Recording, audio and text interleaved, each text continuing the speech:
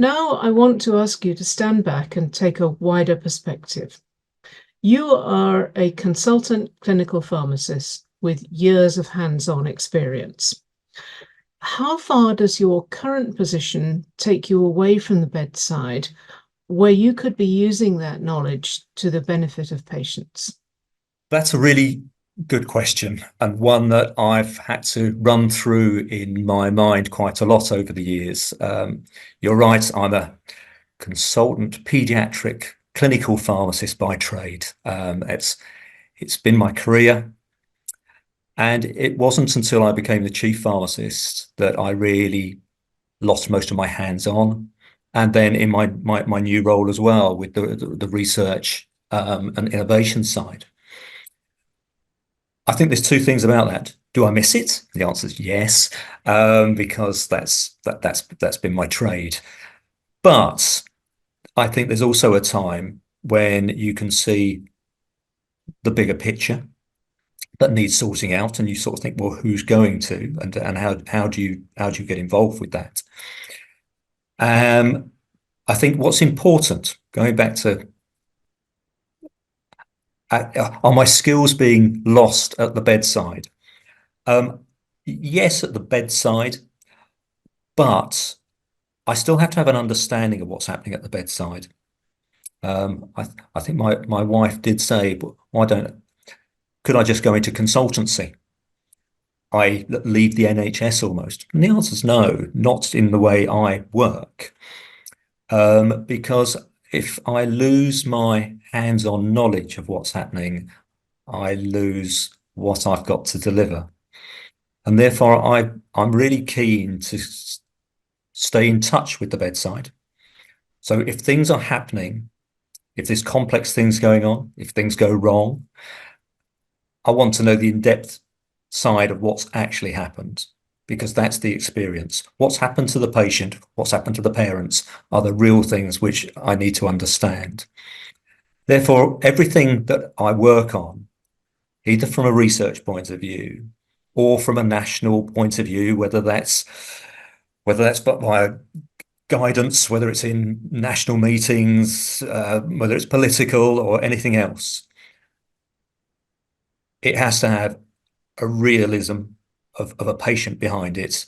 It has to have those hands-on experiences, and those hands-on experiences need to carry on being updated. And as I said right at the beginning, medicines for children has changed drastically in my career, and therefore if I'd only done the first 5 years and then come out, I wouldn't be able to talk as I talk now. On the whole, I hope I still understand what is happening at the bedside because of being part of a team, hearing their stories, getting involved if I need to. And so, yes, my hands-on on an individual basis has been lost at the ward level primarily, but it is those experiences which are enhancing the delivery of trying to change things nationally for the better. And now for my last question. What would you say to a young pharmacist who was wondering whether to specialize, whether to make a career in pediatrics or perhaps something else?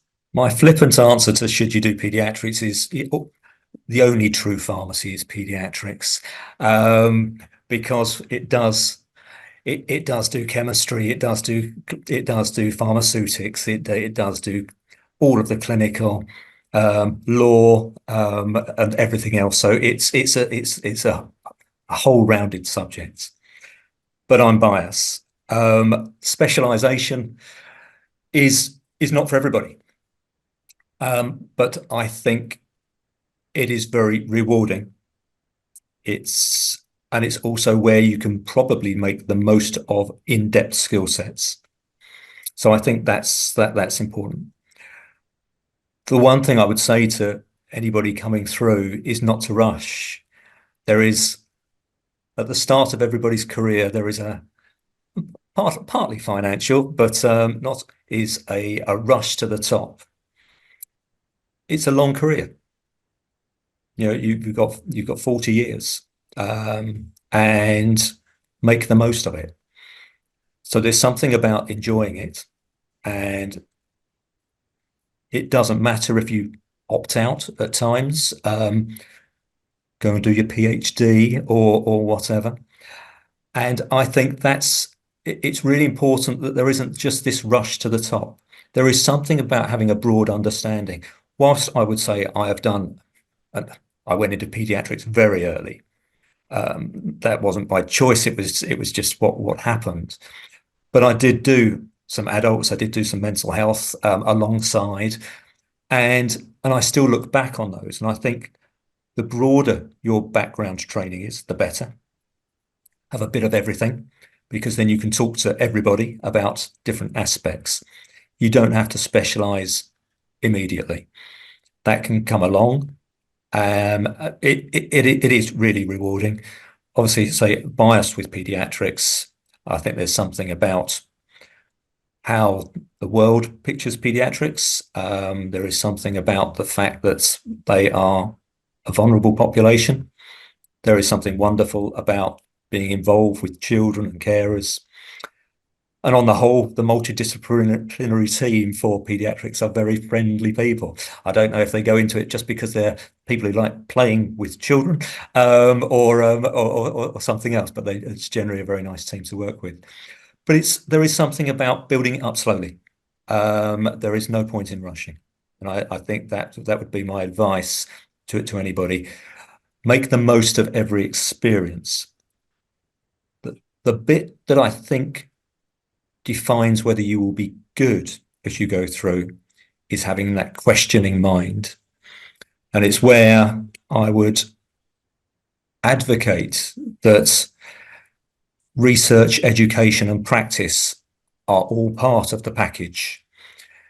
And you only have to think of doctors have probably done it for a long time. There aren't many doctors who are top of their career in a specialization who aren't publishing, who aren't out there teaching. And there is a reason behind that.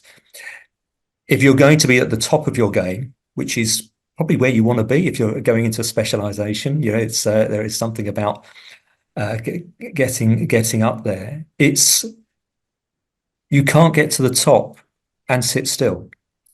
Therefore, you have to move the agenda along. And to move the agenda along, you've got to get involved with research and education. And it doesn't matter how you look at that. Obviously, there's PhDs and all sorts of things, but there's that inquiring mind. If something hasn't quite worked, well, have a look into it, and gain that knowledge. Why? Teaching. To be able to teach well, you've got to know your subject well. And just being a teacher forces you to do your background work and understand what the evidence is behind, because somebody will challenge you. And it's much nicer to be upfront and being able to answer a challenge than it is to just say, oh, I don't know. That's not the best teaching. The best teaching is people who really know their topic.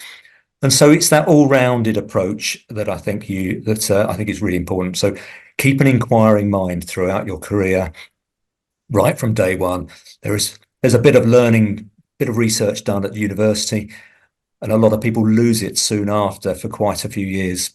Try not to lose it. Keep it going. Steve Tomlin, thank you very much for talking to us about your work and experiences in paediatrics and neonatology. That has been enormously interesting and inspiring. For more information about Steve Tomlin's work, please visit our website using the links in the description, and please subscribe for more news, videos and journals. For updates straight to your inbox, please follow the links below. And thanks for watching.